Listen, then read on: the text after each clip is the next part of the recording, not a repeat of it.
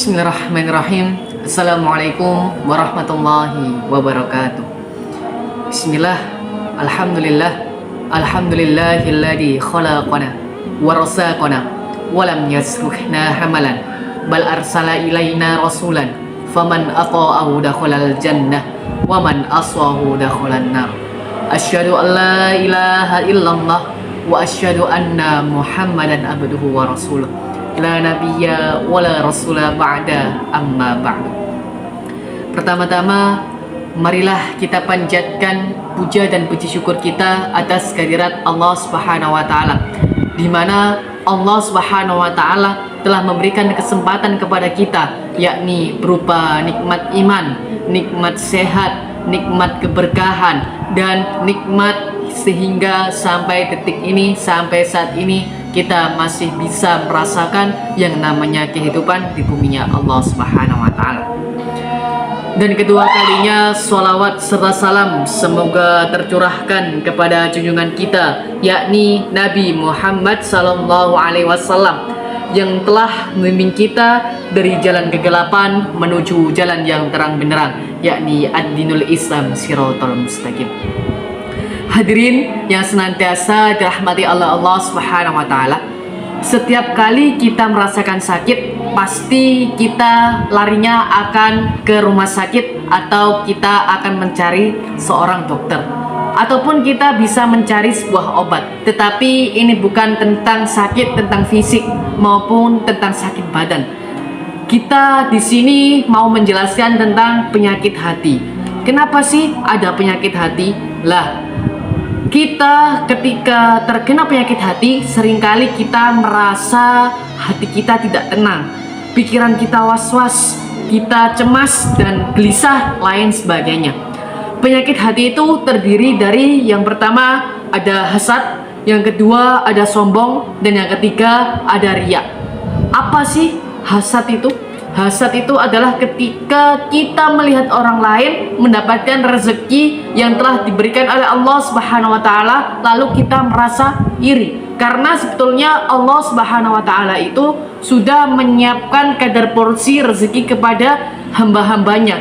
Jadi, orang yang memiliki sifat hasad ini atau penyakit hati yang bernama hasad, pasti ketika dia melihat orang lain mendapatkan kenikmatan, mendapatkan kebahagiaan, dia merasa benar-benar iri dan tidak suka dengan orang yang telah mendapatkan kenikmatan atau kebahagiaan tersebut.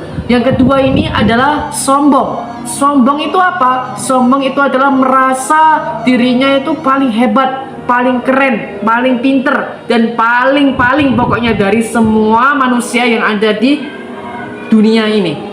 Karena hadirin, karena kenapa? Kalau kita memiliki sifat sombong ini termasuk dalam penyakit hati, karena sombong ini adalah sifat yang sangat dibenci oleh Allah Subhanahu wa taala. Kita harus sadar, kita harus tahu bahwa semuanya ini yang ada di dunia ini itu adalah milik Allah. Kita boleh kita merasa pinter, tapi hanya sewajarnya saja.